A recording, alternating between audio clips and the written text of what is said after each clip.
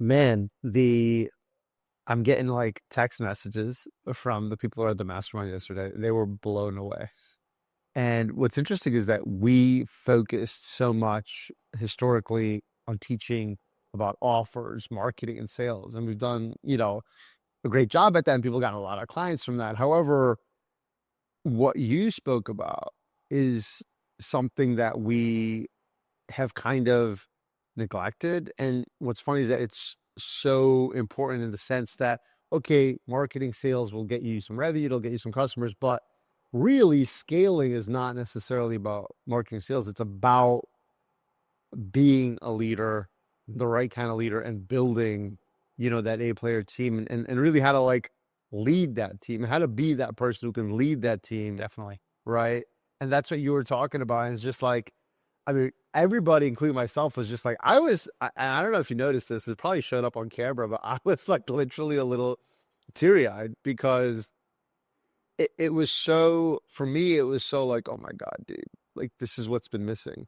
I don't have any problem with sales. I mean, I could, that's, it's in my blood. It's say like no problem marketing sales offers. That's like, second nature to me. But it's like when you were talking about how to be a leader and what systems to use and what processes and thought processes to have and how to treat your team and how to build a team, I was just like, this is what's been missing. That can even turn someone into like a household name in the sense that not that we're trying to do that from ego, but in the sense that it'll take our mission so much further. Do you know what I mean? So it's like, when did you realize, and all clicked, right? Because obviously you're a military man, the DoD, Department of Defense being literally the second or third largest organization in the world. Some of the main reasons for that is their structuring, their team building, the leadership. A lot of the leaders a lot of people in the military end up being CEOs, or common things that they end up being CEOs for Fortune 500 companies. So they're obviously very good at that. When did you realize that this is really what matters? To be very honest, I probably realized far too slow. And I maybe took for granted the experiences that I had as a young man in the military. Right. It wasn't until maybe I had been in business for a few years when I realized that I actually, for all my successes in business, I wasn't necessarily good at business. Yeah. But what I was good at was developing a team around me that could cover down on my weaknesses and build on my strengths.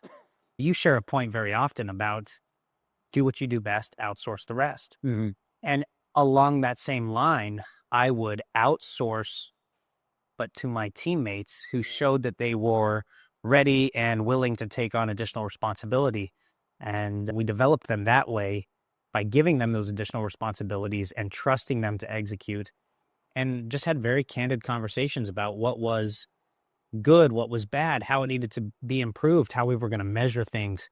And we just worked together through a continuous process of improvement. Yeah. And as we started doing that, I realized you're never going to have $1 million business if you don't have that $1 million team. You're never going to have the $10 million business if you don't have the $10 million team. And so putting those things together just kind of really showed me that as long as we can be effective at leading other people, at developing the people around us, and making the world a better place through relationships, that we were all going to be able to continue to grow and succeed. Yeah. Let me ask you this. Because obviously as a presenter, you can feel the energy in the room. When you were presenting, what kind of energy did you feel from the people? So I actually didn't expect this at all. Yeah. Kind of a surprise and kind of fun. It was a lot more serious. Yeah. Kind of like you mentioned, there were some oh my God moments. And I felt like everyone was very aware, intent in the moment, almost like they were learning something for the first time that's been right in front of them. I mean, that's exactly how I felt, in the sense that in our world, it's a heavy marketing and sales dominated message. Marketing, sales, offer, marketing, sales. And it almost, and to your point, it was serious and almost to the point of like an air of regret that I feel that people had, where it's like, oh man, like this makes sense. I should have been focusing on this a while ago. I was like, oh my God, like, yes. It's almost like people are almost in a state of humility where they're just like, yeah, this is okay. I haven't been a good leader because nobody ever taught me that. I haven't been able to build and lead a team because nobody taught me that. And yeah, I think there was a lot of clicks. You could almost hear them. Definitely. You know what I mean? Yeah. And when it was poetry to me to see the way you were talking about it, and because it just was so fluid and organic and just made sense. I mean, your process that you teach, if you were to summarize it, if I brought someone in here and I was like, okay, Parker helps people become Parker, I mean, one way I would phrase it is that Parker helps you build the kind of team needed to take your mission to the next step, and then helps transform you into the type of leader who can lead them to that goal. Mm-hmm. Is that a fair way to put it, you think? I think it's fair. I like to think of it as helping entrepreneurs build unstoppable teams so they can achieve their goals. Yeah. Yeah. And then do you help with even like defining people's goals? Definitely. So I think one of the most critical aspects of leadership is that you have to have a very clear vision and a clear intent. Yeah. And if you can't articulate why your organization is here, what its mission is, and you can't describe or articulate where you're going and why that's important, your intent, then you're going to struggle at effectively motivating and getting your people to succeed and grow. Yeah. It's funny you say that, man, because I've seen 6-figure, 7-figure, 8-figure, and even 9-figure companies get stuck. And a lot of those times they don't have like a clear vision and goals. And I think sometimes what happens is that they started off with kind of a clear vision or goal. It might have been borrowed from somebody else. Yeah. And then as time went on a little bit, they realized that wasn't really authentic. So that it kind of just faded off. It's pretty incredible what your system has done for people. Walk me through it, man. Like I come to you, we're sitting here. How does this process look like? Definitely. First thing is that we're going to sit down. We're going to refine what your mission and your vision is, what your intent as a leader is for your organization. If you don't have a crystal clear picture of what those things are, you're not going to be able to articulate that to your team, and you can't develop them to achieve that goal. After that, we're going to work together. We're going to develop your capabilities as a leader to develop an unstoppable team. At the end of the day, you won't have a team that can help you achieve your goals if you're not willing to put in the time, the effort, and the energy to develop them to be real A players. After we've really honed in and coached you on that aspect, we're going to help coach you on how to keep A team players motivated. If they're not motivated, if they don't feel like they're contributing in a meaningful way, they're going to leave. And we want to help develop teams that are unstoppable. And to have a truly unstoppable team, you're going to have a team that gets along and that works well together. A lot of people come up to me. They're solopreneur. Okay. And they're ready now. You know, they've read Rich Dad Poor Dad. They're ready to like make that quantum leap. They want to go from solopreneur to like building out a little bit of team. The biggest issue, they have trust issues. They think that nobody can do it better than me. And so that prevents them, the potential ego or what have you, or ignorance prevents them from building out a team. What do you teach or recommend these guys to kind of get over that? Definitely. So that's a very common problem. And actually, every single person that I have ever coached has experienced that pain point. Here's my thought and my recommendation. Genuinely ask yourself, and maybe this is a little bit conceited, are you the best in the world at what you do? In every aspect, right? So if it's videography, are you the best video editor in the world? Wow. And if you're not, there is someone who can do it better than you. Yeah. Now, that aside for a moment, recognize this, that you will hit a cap eventually. You will become the bottleneck to your own growth. And the only way that you're ever going to be able to continue to earn more, whether that's to make more, give more, whether that's to spend more time doing what you love with the people you love, you will become capped because of your workload and because of what that commitment is to you. It's true that no one is going to love your business and dedicate their time, effort, and energy to the same level that you would, but you can coach, you can develop, you can mentor people to raise their level of work to what's necessary for your demands in your business and your organization. And that's where real leadership comes into play. Is there anything in your business that you feel like you're the best in the world at? Yes, there is. I feel like I am the best in the world at developing unstoppable teams. I've done it many times over now in the Wow. military, from small level of leading 3 to 5 soldiers at a time to now leading units of 100 soldiers at a time. No. And this is just a humble brag, sideways brag, maybe. Now that I've addressed it head on, I wholeheartedly believe that this year we're going to win an award called the Hamilton Award, and that award goes to the best field artillery battery in the United States Army. We build effective teams that win. And it's not just in the military. We've done it on the business side too, scaling multiple businesses beyond 7 and 8 figures. Yeah. Speaking of, you're touching upon your military background. You have such a fascinating background. Can you share with us, kind of go back to even your youth, and from there to how did you get here? It's a pretty remarkable story. Definitely. So I was a child of poverty, and not necessarily the poverty that you see on National Geographic, but the poverty that's very real here in the United States. I was kept up at night because my parents were arguing about what bills they were going to pay. A story that I shared yesterday at your Mastermind was that when I was in 8th grade, my 8th grade football coach told me I needed to gain weight and put on some muscle. And I went home and I asked my mom if I could have chicken or meat for dinner because coach said I needed to eat more protein. And she sobbed because all we could afford were baked beans and bulk rice. And we were eating rice and beans for dinner most nights. When I joined the Army, that was one, it was a true desire to serve in a patriotic manner, but it was also my avenue of escape from poverty, right? I got 3 square meals a day. I had a roof over my head. I had, healthcare and all the things that we think of, very normal for humans to have. And I thought I was living on top of the world for that, $20,000 a year that I was making at that point. And as I traveled through the military around the world, and I was very blessed in doing that. I got to be in Europe. I got to be in Asia.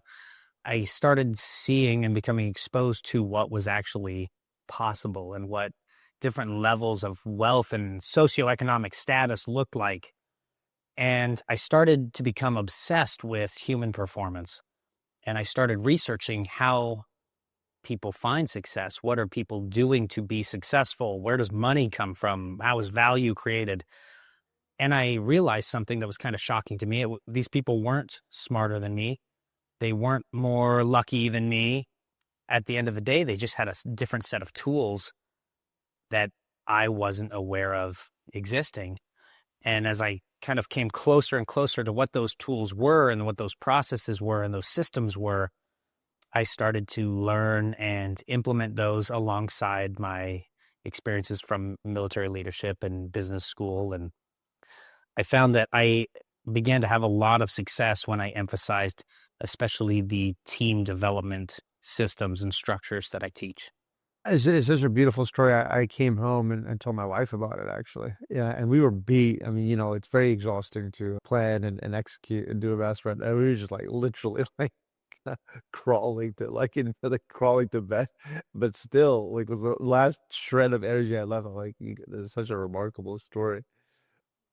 Talk to me about. I mean, obviously, you're very blessed that you get to make such a profound difference in people's lives. I mean, getting people unstuck, I believe, is one of the most rewarding experiences a human being can have. And so, share with me some of your favorite kind of success stories that people have experienced after working with you. So I coach a young entrepreneur. He owns a car detailing business. And in a very similar light to what we just discussed, he was very nervous going from solopreneur to developing a team. We sat down, we went over the numbers together. I showed him how adding that extra workload would help increase his revenue and subsequently his take-home pay. And the margin at first for his first employee was about $37,000, right? Not necessarily life-changing, but then we broke down how does that extra $37,000 a year going from one employee, just a solopreneur, to 2 employees, how did that make a difference for him? It allowed him to buy his dream house now, because that $37,000 a year is a lot of mortgage or rent paid. Right. And then that put him in a neighborhood, in a society where he was around people who were operating at a higher level. And now he's exposed to those same systems, the same tools that I was just discussing. I had no idea existed as a kid. Now other people get to be blessed by that same mindset, that same ability to learn, just because they put in the effort to add that second employee, Yeah. grow the organization, grow where they can be, Yeah. grow the circle from who they can learn from. Right. And so that's a powerful one. Is there any other ones that come to your mind? Yeah, some of the That mean a lot to you? so ones like that are really interesting to me. Yeah. And they're not necessarily the biggest wins, Right. right? Like we said, $37,000 probably isn't life-changing. But to know that it sets you on the trajectory of growth, Yeah. right? We had the conversation yesterday where, our wins aren't necessarily judged by a dollar amount anymore. It's judged by impact. Or at least that's how I view it now. Yeah. What's the most impact? And I know that him growing that organization impacts many lives now underneath him, because he's going to continue to develop other people too, right? Yeah. Another one that's really interesting to me, I have a very good friend who does a home inspections business. And this was totally, totally informal at first. And he came to me and just asked for coaching. He said, I know that you're helping people do this. I'm terrified of developing a team, trusting other people. I know that the moment I do this, my quality control goes out the window because I can't manage every job anymore. And the reality is he was doing well. He was making 6 figures on his own already. But adding people who could pick up more jobs as far as home inspections go permitted him then to step back, focus on the business aspect, focus on the vision, how they were going to grow and scale then. And that's allowed him and his wife to, step back from the day-to-day grind and focus on growing their family, focus on, like I said, spending time doing what you love with the people you love. And all of these things come as soon as you are capable as a leader to develop the team around you, to support the business and the organization's goals. I love that line. Probably one of my all-time favorite lines is I help people do what they love with the people they love. I mean, that's a pretty cool. If someone's like, what do you want to do with your life? I want to do what I love with the people I love. I mean, that's a pretty beautiful why. On this topic, man, like I know you're an Alma guy, but I'm gonna brag on you a little bit. Let's just be totally honest for a second. You've got several businesses, one of which does over 25 million. Obviously very successful. You don't have to do any coaching, any consulting. So why is it that you've chosen to consult people on how to build dream teams and become the person who can lead them to achieve all their goals? So very honestly, from my own story and heart, I feel most fulfilled in 2 areas of my life. Yeah. And it's coaching youth and high school athletics, and it's coaching entrepreneurs. Yeah. And the reason I think that those things feel the most fulfilling to me is that I can directly make a difference in somebody's life. I can teach them how to be a better version of themselves so that they can go out and make the world a better place for the people around them. In doing that, it's a compound effect that makes the world better for communities, states, everyone around you. Yeah. My impact will never be the dollar amounts that I, earn or bring home. At the end of the day, my impact is how many lives I can positively affect, how many people I can positively influence so that they can go out and continue to make the world a better place. Yeah, I mean, I could totally relate. I mean, I've been coaching for a while, and many times I was like, okay, this is great. I love it. But, even God says, man always wants more. God says, if we give you a mountain of gold, you're just going to want another one. And so I have explored. I've explored many different things. I even did, some stand-up comedy. I wrote a kid's book. I did some e-com stuff, some real estate stuff. And I kept, and I had success Mhm. in some of that, but I kept coming back to coaching because, from a spiritual point of view, I feel like it is a real blessing to be able to just talk to someone and as a result of that, change many lives Yeah. and save many lives, because a lot of our people then, like yourself, build water wells and, do amazing sort of charity work. So it is very satisfying. I do see that. Obviously, since you work with the people yourself. You're not one of these kind of gurus who's like, well, you saw my face on TV, but you'll never see me again. Well, I mean, what does it look like to work with you? I mean, do we meet ever? What does it look like? Definitely. So I do very much believe in working with each of my clients. I think it's a little bit of a travesty, to be honest, that so many people will bring you into their coaching program or their consulting program, Yeah, and you never actually have a conversation with them. You never actually get that tailored feedback, right? Each one of us is different. Each one of our businesses is different. yeah. We're in different situations with different teams. So I do believe very much in a tailored approach. And I want to talk to you. I want to get to know you. I want to know what your struggles are, what your wins are, what does success look like for you and your organization. Yeah. And I want to develop, plans that are one unique to you, but effective for you first and foremost. And that looks different for everybody. So I think it's necessary. If you are an effective coach, a good coach, you have to be willing, you have to be available to talk to your clients. So I make sure that I'm maximally available to them, right? On the very bottom level, that's a Facebook group that we're in together. But I also give my clients my personal Voxer so that they can reach out to me at any time, whether that's a voice message, a text message. If you have a problem, send me a message, call me, let's work through it immediately. I want to make sure that you're getting the help that you need. No, and I love that. Parker, I've joined, I've spent a good six figures on different programs. I mean, we kind of lost count. The ones where you can't talk to the guy, I really find it very hard to get much benefit from that. But, it's so cool that you're actually speaking to your clients regularly. Those are my favorite types of programs to join, is where you can actually talk. I want to learn directly from the person who's the master at it, and that's the way I learn too, is not just from like, hey, watch a video or whatever, and that's cool. But the real way I learn is to interact with the expert at hand. And so the fact that you offer that is so cool. Obviously, your time's very valuable. You're not going to work with just anybody. So like, who's your dream client? Like, who would you feel like this is the person that I would love to work with the most, and the person I can actually help the most? Definitely. I look for entrepreneurs who are already operating in the online space, Hmm. typically making $500,000 more a year, and they're stuck. They feel like they can't get to that next level. When I was at that point, I recognized the thing that allowed me to continue growing was my teams. So I teach that to people, for those e-com or those online entrepreneurs that feel stuck at $500,000 a year. Mm. What if people feel like, well, this concept of building a dream team sounds awesome. Am I ready for that yet? Is it too expensive? Am I ready? Do I know how to manage people? I'm not used to that kind of thing.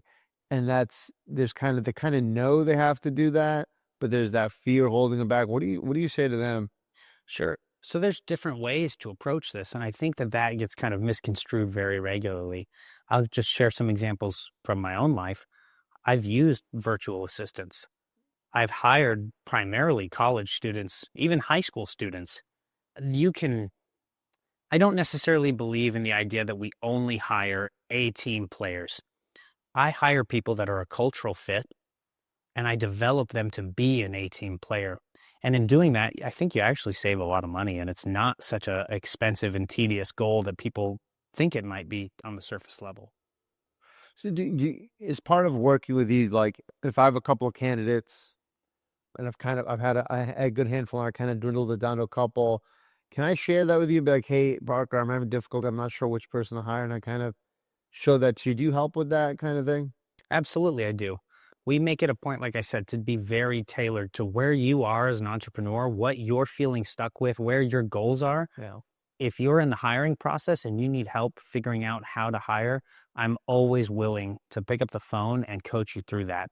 I think a lot of the people get hung up on Do I hire someone who's a very valuable player? I mean, they're really talented. They know what they're doing. They're great at overcoming objections. They can make the sale, and they're a horrible fit for your business? Or someone who's a really fantastic cultural fit, who gets along well, who's very trustworthy, but they don't necessarily have those same skills? In my mind, I'm always going to choose the person that's going to be a great cultural fit, because we can teach, we can coach, we can develop those skills. It's interesting. I mean, to be vulnerable, but I can really relate to a lot of people come up to me and they're not clear on their mission anymore, or their, what is their purpose in this world? What is their goal now with this business? It's a very real topic and a very confronting topic. And I'm really happy. I think it's really appealing that I think that's one of the first things you help people achieve is that, hey, let's get crystal clear on your mission in this world that you're using with the company. And it's something that not just a slogan, but is attached to the heart. Because I've seen, I've gone through ups and downs in my life. My sister passing away I mean, yeah, that'll suck the energy right out of you. I mean, Definitely. to be vulnerable, around that time, I almost went bankrupt because I just didn't have the motivation, the energy, the vision, the drive. I felt very lost. And so the way the person feels, I think, is directly related to how much success they're having. Mm-hmm. I know that when I've not been in a good place, business, and I know when I've been in a much better place, thank God, like I am now, business does a lot better. And so I think that, what you do is really, and I commend you, I think what you do is really noble work, because even just this one shift of getting someone really aligned and becoming one with a vision that you help them discover and create, I think that alone really can help people, take off. Have you experienced that? I have. I think this maybe is not necessarily a popular way to address the subject, but I recognize that I have been very much blessed by God. And I think that God has put each of us on this earth with a unique purpose and a unique set of talents to achieve that purpose.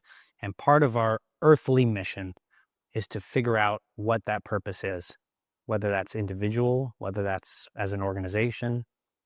And it's going to be different for everyone. So absolutely, it starts with having a crystal clear vision and intent. And once you have that, it's easier, at least for me personally, to overcome the obstacles that get in my way, because I know that I have a mission and that we are divine beings and that God has given us a purpose on this earth. When I was listening to you talk, I could really relate. I think clearly, obviously you're a patriot like myself, and it was really cool to hear you talk about some of our great generals and some of the things that they said. I've been actually studying that as well, not on purpose. I bumped into it. It just so happens that I watched some historical TV shows, and not on purpose, I just found it very interesting. And the great leaders of history who helped to create empires, and I'm watching them and how they operate and how they lead and how they build a team. I thought about you, and then you, of course, quoted, some of our great generals. Have you studied this? Is that kind of where you got some of your magic from? To some degree, yes. I don't believe in reinventing the wheel. Yeah. And leadership is something that the military has been studying and developing for, 200 plus years at this point. It's not a new concept, although the methods, the theory is constantly developing and changing. But I think that there's a lot that we can learn from the people who have come before us. And similarly in business, we take concepts that work, and if they're not, then we change them, we adapt them, and we grow. So I kind of view it that way. We've had these giant men who have come before us and have found success, whether that was in leadership or team development or business, and they provide an example from us or for us to learn and grow from. Yeah. You've got one of the best stories I've ever heard of in my life, as far as the moment you knew that you were going to get into entrepreneurship. And I think we have to share that story. So I kind of always had this seed, the idea of entrepreneurship. So before I tell the story, I will preface that I was a little entrepreneur back home, and I was trying to mow lawns for money and do landscaping, things like that. But it was the year of our Lord 2014, maybe just after New Year's. We were in Afghanistan. And, Afghan villages, they don't have plumbing. They don't have the modern amenities that, we have in the United States. So they dig little ditches and canals that run to essentially a cesspool at the edge of the village or the town. And the town is surrounded by grape rows, right? Little grape walls where they grow grapes. Those grape rows are also a very common place for the Taliban at the time or the Haqqani network to set up rockets. And they would fire rockets from the grape rows to the airfield. So I had a job to go and patrol those grape rows and look for rockets. And one mission required me to walk over this mud bridge to get to the grape rows, and the mud bridge went over that cesspool on the edge of town. And I'm about 200 pounds. I'm a larger fellow, but then you put on my rucksack, my body armor, my helmet, my radios, and I'm about 300 pounds. So as I apexed this bridge, it crumbled. It was just made of dry mud. And I fell into the cesspool and I splatted. And I felt it coming in my sleeves and going down the back of my neck. And it was getting in my boots and it stunk. It was sticky and hot and it smelled. And I tried to pull myself out and I couldn't because it created the suction effect. It was so thick. And I called for help and my team leader couldn't pull me out. Yeah. So they ended up throwing in a tow rope to grab me and have a vehicle drag me out. But as I was laying there staring up at the sun, smelling that putrid smell, I knew at that exact moment that I was going to be an entrepreneur. I was going to create a better life for myself and my future family. Probably one of the greatest stories I've ever heard, honestly. Like literally one of the best entrepreneurial origin stories I've ever heard. Man, what a great story. So, you know what I like about, what you do, man, is that, I mean, I've been doing this for a long time and I've interviewed a lot of entrepreneurs and, some of them are not super authentic, man. I can tell, some of them are just really about the money. And it was really cool meeting you, your wife and your child. It's super cool that a lot of your kids are named after presidents. The reason I really like that, man, is because I feel like you really eat, sleep, and breathe leadership. You've even named your children after some of our history's greatest leaders.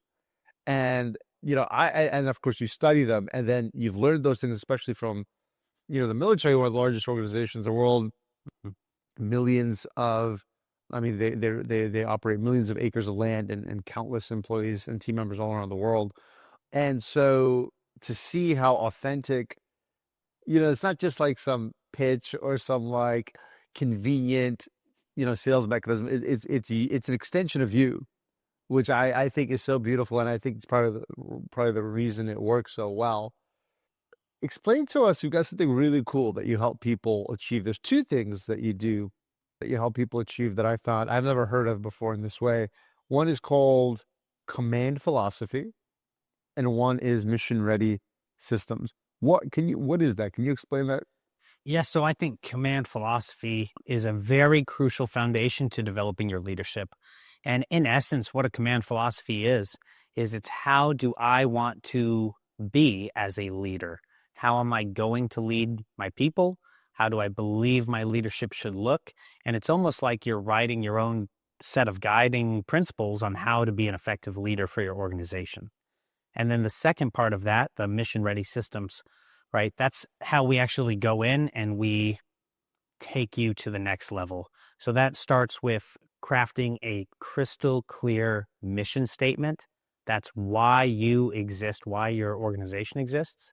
A vision statement of where you want to go and where you want to go. And then the next part is how you're going to get there. And that's through the non-negotiables that we're going to establish together. After we have that step done, we're going to move on to mindset leadership. And that mindset is going to be focused on 1, leadership development for you as an individual, 2, team development. How do you make your team grow? What mindset do you share with them? After we've had those two things done, we move into how to hire or develop your A players. When we've covered that base, and all throughout this, by the way, we're getting special tools at every step, right? We move into how you develop those unstoppable teams, right? If we focused on the players already, we put them together into an unstoppable team. And then how you can be an effective leader, leveraging your command philosophy to lead an unstoppable team. Once we have those things done, it's very systematized. You become this leader, your business is growing. Then what we look at is quarterly KPI tracking, right? So we look at your KPIs, what's important to your organization, and we ensure that you're on the right trajectory, at least quarterly. We also sprinkle in quarterly masterminds and workshops where we bring everyone together, we work together, and we overcome our problems and obstacles as a group. Wow. That's pretty phenomenal. I mean, so, and to my point, right? You actually are approaching this in a very holistic fashion. You're helping people get crystal clear, probably for for the first time ever in their life on what their mission is. Mm-hmm. And to even add a monetary value to that, probably a lot of the people that want to get to $500,000 to $1 million a month, no matter where they are right now, maybe they're doing $500,000 a year or $1 million a year, but they want to start doing that monthly. That's the monetary aspect, and then the actual top of that is the why. So you help them get clear on that, and that's their mission. Then you give them the mission-ready systems to make that happen, which includes the special tools you're giving them, and you kind of act like their captain, really, that kind of oversees all this, make sure they're getting the special tools they need for their mission, and they're getting the right support that they need from you to make sure this all happens. So it's from A to Z, they're covered here. Mm-hmm. I mean, it's incredible. I've seen a lot of different, offers or ways that people work with other people. This is very holistic, and it's set up to help people succeed. Other people's programs are set up to sell them something else or to get them ready for something else. And this is set up in a very holistic manner to give them everything they need to go from probably wherever they are now, $500,000 to $1 million a year, to $500,000 to $1 million a month, which helps you change a lot of lives. Definitely. Business consists of what? Primarily, you can argue this in many different ways: mindset, marketing, sales, finance, leadership, whatever departments you want to mention. And I mean, none of those topics really make me emotional, except for what you're talking about, leadership. Because for me, to be completely vulnerable, as someone who's been around a little bit more maybe seasoned, and I tell you, it's very exciting. I don't know if there's any sports fans, but the Knicks are killing it right now, and so their main star is Jalen Brunson, and this guy was just considered a good player, nothing special. He played for the Mavs right here in Dallas, and he got traded, or no, he got signed in the free agency of the Knicks, and people were chanting MVP at Madison Square Garden, MVP, MVP, and before he was just a good player, nobody really talked about him in the Dallas Mavericks, and he would be people chanting MVP, and he was crying. And it was such a beautiful thing to see, because he was crying because of he's a point guard. Point guard is typically the leader of the team. He was crying that he turned into this kind of leader. The Knicks are breaking all their records right now, and that required good leadership. And so when he was crying, it was just a beautiful moment that he became that leader that's leading the Knicks to all these victories and giving these millions of Knicks fans, all this joy that they've, I'm a Knicks fan, been suffering for years. And now because of this great leadership, finally experiencing some joy. And so for me, when I hear you talk about becoming a better leader, even for myself, it's so exciting. And it's so, even from a spiritual perspective, it's almost like, yeah, okay, I'm ready. Let's do this. But I was not taught this, because we come from, all of us here in the business world, we're heavily taught marketing, sales, and things of that nature. We were not taught what you're teaching, which is why I think it's so valuable. I mean, I remember you were speaking at one of the biggest names in the industry, Russell Brunson, or speaking at his intimate mastermind, where, very serious entrepreneurs are there. I remember you gave a talk about your mission-ready systems, your command philosophy, and I think somebody on the spot said, "I'll pay you $50,000 to come teach this to my team." I think that's how valuable it is, and it gets proven by everyone's reactions when you talk about this. So, I mean, talk about bringing light into a dark space. Talk about, because there's so many people who are suffering in many different ways because they're stuck and they don't know why they're stuck. Yeah. And they don't even like, they kind of maybe might have an idea that maybe has something to do with like team building and leadership, but not really.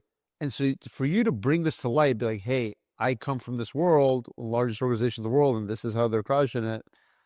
And now I got you bringing that into the business world. Like so many people from the military end up becoming CEOs. And so for you to bring that into our kind of world, it is really a breath of fresh air. And out of all the interviews I've done, I've never seen anyone bring a breath of fresh air into this online business world like in the way that you have. So I really, commend you on that. What is you talk about helping people get clear on their missions. What's yours? So at the root of everything that I do, I never want my family, first and foremost, to experience poverty in the way that I experience. So initially it was, how do I remove that from the equation for my family? And once I did that, I couldn't settle with that. I know that there are children in the world that are hungry. I am on a mission now on a personal level to remove poverty from the equation of as many people as I can possibly do that. And I know that the best means and method that I have available to me to help eradicate poverty is by coaching and helping these entrepreneurs on how they can eradicate poverty and remove it from their circles. And the more I can influence people to do that, it's a trickle down effect, right? Yeah. The more people we help, the more people they can help. And then subsequently, we've removed poverty for a lot of people's lives. And that's what I'm trying to do. And 100%. And it's totally realistic and it's happening now. I mean, look, let's just take one company, for example. You help one company go from $500,000 a year to $500,000 a month. Well, now they need to hire 8 people. Those 8 people, maybe they were not doing so well. Maybe now they're doing better. I mean, dude, like the number one, it goes pretty deep. One of the top divorce rate is disgusting. It's over 50%. It's an epidemic that I don't know why no one talks about. It's more of a joke. People joke about it more than anything. And it's not really funny. It's an epidemic. One of the main, because it hurts a lot of lives. Absolutely.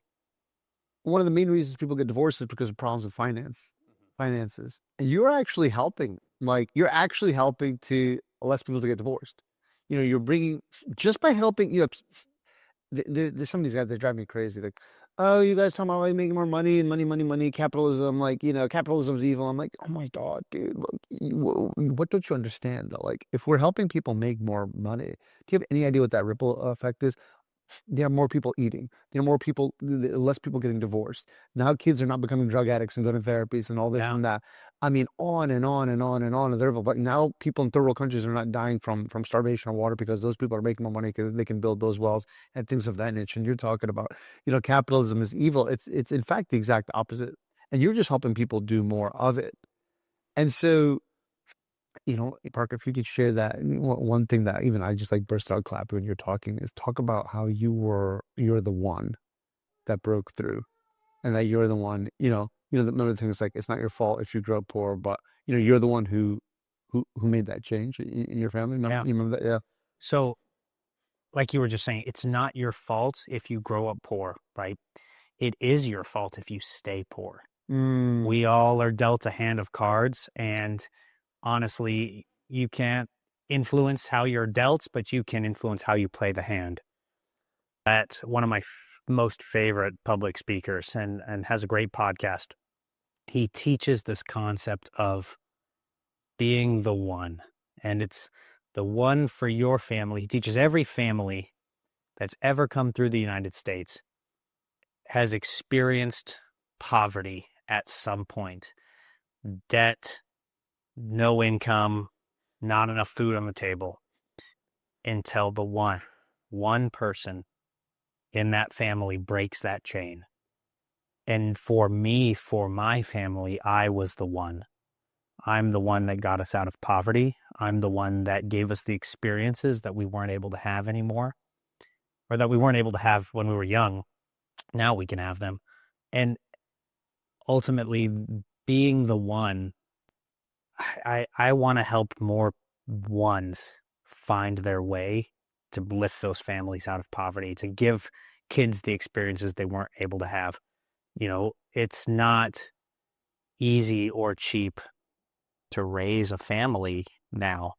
And you think about even things like youth sports cost several $100s a season, you know, so like in my neighborhood soccer, you know, they pan out the pamphlets, and for your kid to play spring soccer, it's $500. That's easy. And if Not to you mention are, for uniforms and the cleats and all that stuff. yeah, if you can't afford that, right, your kids miss out on those opportunities to grow and develop. I'm the one that made it so my kids will never miss out on those opportunities. And I want to help more people be the one for their family. You know, it's just too powerful in the sense that I mean, I'll get vulnerable with you. It's kind of private, but I think it's helpful. I have family, friends. I have friends who I grew up with, family I grew up with, who their parents, you know, might have gone through some financial difficulties, and they were told no, like, no, we can't go to bowling. Mm-hmm. You know, no, we can't. No, we're at the grocery store. No, put that candy down. We're not going to buy that. And I've seen that have a unfortunate trickle effect, Yeah. where now I see with their kids, they now have the scarcity mindset where now with their kids, they say, no, we're not going bowling. No, put down the candy. And I feel so sad when I see that, is they didn't have that mind shift. They grew up in that kind of scarcity, and now they've carried that on, and now their kids are experiencing that. And if you, part of your mission is to stop that, I mean, dude, what else do we want? You know, what else do we want but to give the kids a better life and to give them more opportunities? And to your point, like, I'm so glad that you work on people's mindset too, because there's a lot of people have a lot of mind trash. Yeah. You know, I was blessed, to be honest, dude. Like, my parents, I grew up kind of middle class. There were times in my family who had some severe struggles. They were in business. They went through some severe struggles. Some of the things went out of business. Mm-hmm. I grew up witnessing that, you know, stores going out of business. But my parents, you know, they hid it from me. Truthfully, I knew, but they never made me feel it. To illustrate that, you know, a lot of my cousins went on this like Africa trip one year, Mm-hmm. and my parents didn't send us. They didn't say, they just said, we want to spend the summer with you. Don't go away. We want to spend the time with you. And it was okay. And, you know, years later, I heard my mom talking to someone else, like 10 to 15 years later, when I was like an adult. I heard my mom talking to someone and said, yeah, we just couldn't afford to send our kids on a trip. Yeah. And and to prove like how much they protected me when I was a youth, I remember just feeling like somebody punched me in the gut. I was like, I almost was like, you know, shriveled, like fetal position. Like, what? It's like, what do you mean you couldn't afford? Like, I didn't know, they hid a lot of that stuff, you know, when they were struggling. And so now, I mean, not everyone has that kind of mindset, and you're helping people to develop a higher mindset. I mean, look, dude, we all know this whole game is 90% mental, and that people have mind trash on different levels, whether they're stuck at 6 figures or 7 figures or beyond. Yeah. People think that, you know, they still have what I call mind trash. And so you're helping them with that. And so then it's really incredible what you do. I just think that, you know, if anyone is stuck, they need to look at command philosophy and mission ready systems. This is, like you said, man, why reinvent the wheel? Yeah. It's proven what works. Let's just take that success and bring it over, you know, and you kind of act like the bridge for that, you know, from your military success and bringing that into the entrepreneurial world, I think is really incredible. I mean, did you ever imagine that this is what you'd be doing? No, to be completely honest, again, maybe very vulnerable. I didn't recognize until I was an adult the things that were even possible in this world. I thought the only way that I was ever going to make it out of the house was by playing football and getting a scholarship and going to college. and I broke my back in high school and I wasn't able to continue playing football. So until I joined the Army and I got to travel and see more of the world, and I just didn't even know what the realm of possibilities looked like. And so the more that I grow and the more that I see is real and able to be achieved, the more I'm inspired to help myself grow, but also help others grow. Yeah. Why? Why? I mean, look, in order to win, you need mission ready systems, command philosophy, build a great team, have clear vision. Mm-hmm. Why are people not accomplishing this? Well, I think there's a couple reasons. The most common one, right? We're entrepreneurs. We have a vision. We have a plan. We're trying to create our business or our organization, right? And a lot of people think that just because they have that, they're already a good enough leader.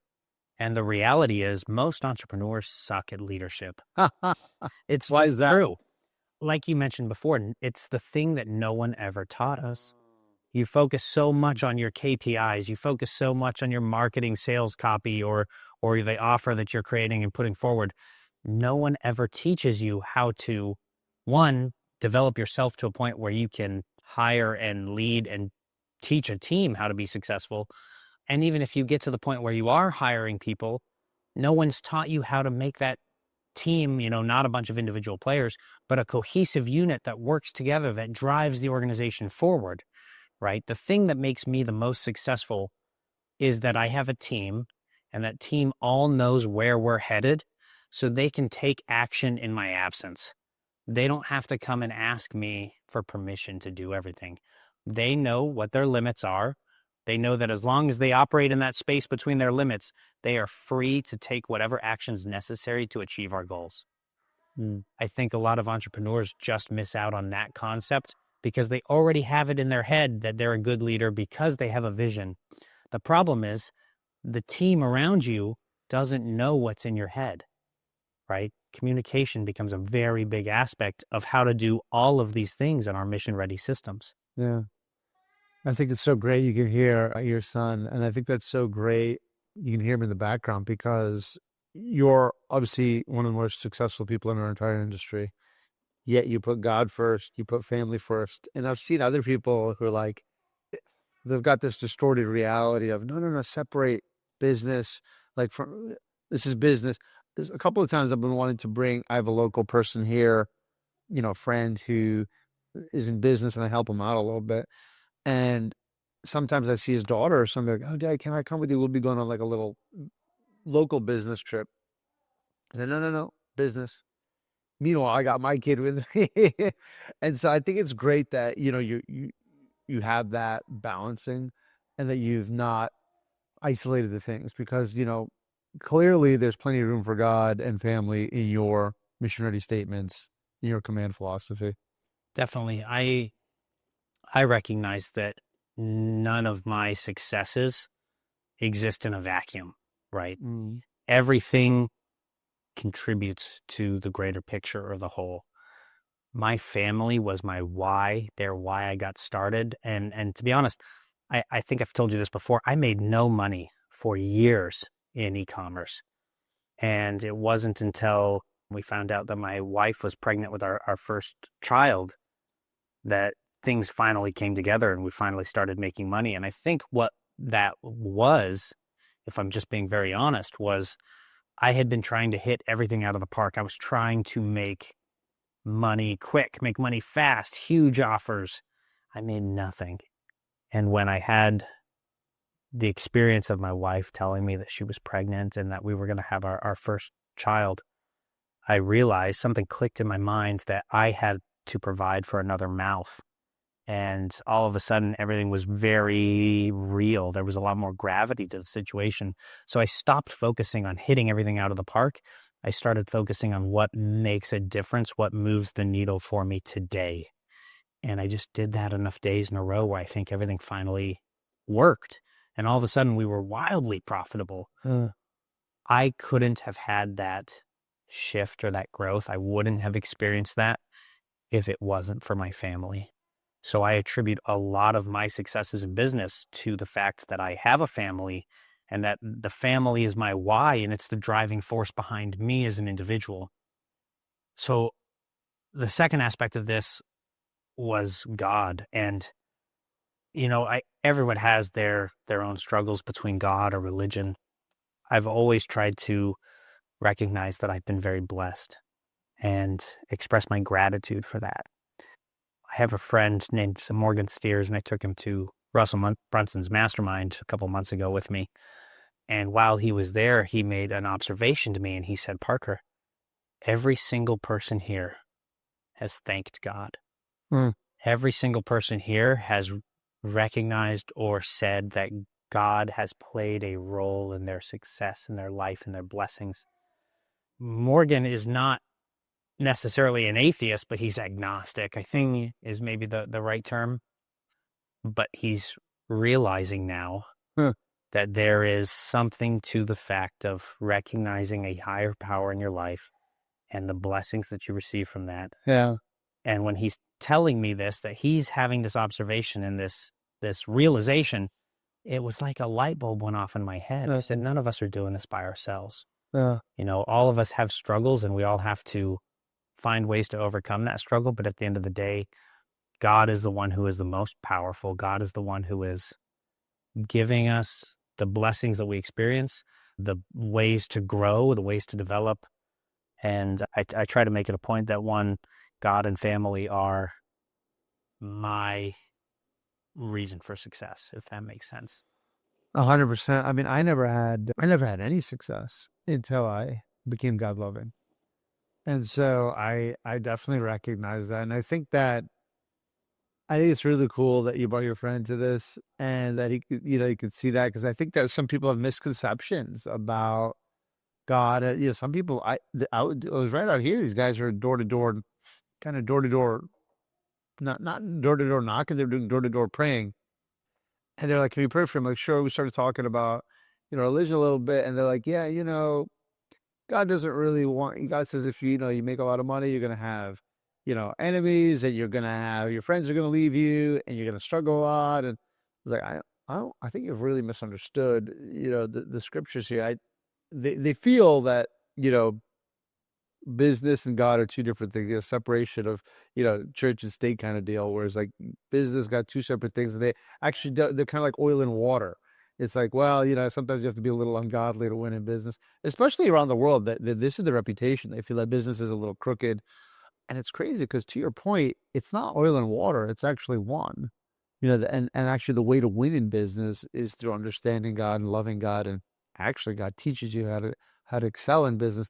Tell me, some of your mission ready systems, command philosophy, is any of this derived from, say, for example, the Bible and things of that nature? I don't know if I've ever actually thought about that before. I wouldn't necessarily say that they're derived from, but definitely heavily influenced. Yeah. For example, the parable of the talents, right? The master gives talents to each of his servants, and some of them bury them away and hide them so they don't lose them. Others squander them. But the one servant invests those talents, multiplies them, and then pays back the master tenfold, right? It's concepts like that. God has given us all talent. What are we going to do with it? Are we going to hide our talents from the world? Are we going to squander them? Or are we going to develop them, cultivate them, and be successful with them as a result? And so the concept of mission-ready systems, to that end, is the manifestation of my talents and the efforts that I'm trying to put into cultivating them and sharing them with the world to make the world a better place. Yeah, and we were talking about that, right? Where it's like, we're gonna be questioned, on the day of judgment. And let me know if you believe in this as well. But I believe that, we're gonna be questioned on the day of judgment. We're gonna be, hey, we gave you internet, sight, sound, a brain, resources, access to people like Parker. What did you do with all this? And I think it would be the biggest shame in the world if we're just like, yeah, we can just, not a lot. I mean, that's just almost like, again, I want to, go fetal position to go, hide and cry somewhere. I mean, do you believe in that?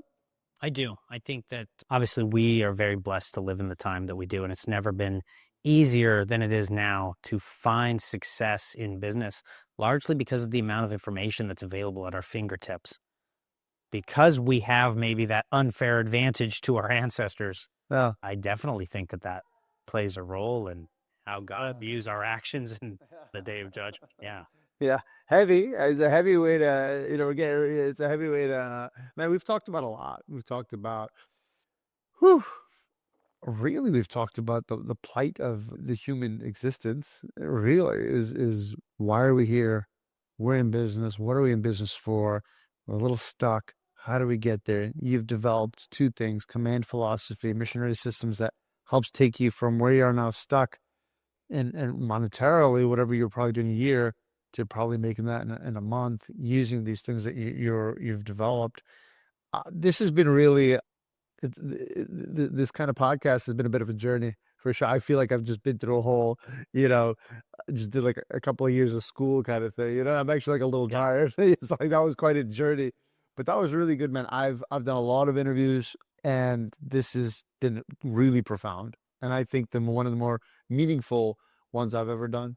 And so I really appreciate you doing this with us. And obviously, there's some people here who are watching this like, oh my God, dude, I need Parker in my life. And they're probably right.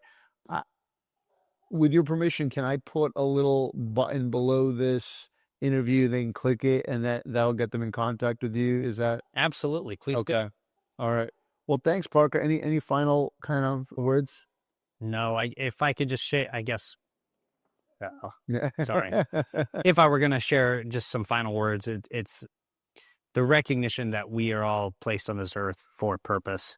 And I believe that in order for me to achieve my purpose, I have to continuously be a better version of myself than I was yesterday. And I would encourage you all to find ways to continuously improve to be the best versions of yourself every day.